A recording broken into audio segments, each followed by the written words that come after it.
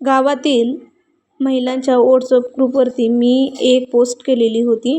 त्यामध्ये आपल्याकडे अतिशय पौष्टिक असे आरोग्यदायी ड्रायफ्रूट्सचे लाडू आपण शुद्ध तुपामध्ये बनवून देतो.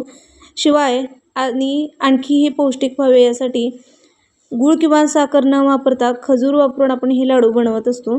त्यामध्ये मखाने, ड्रायफ्रूट्स आणि तीळ, हळीव असे बरेचसे पदार्थ त्यामध्ये वापरले जातात आणि एकदम पौष्टिक असे लाडू आपल्याकडे तयार होतात. जर कुणाला हवे असतील तर ते ऑर्डर देऊ शकतात. अशी मी एक पोस्ट केलेली होती.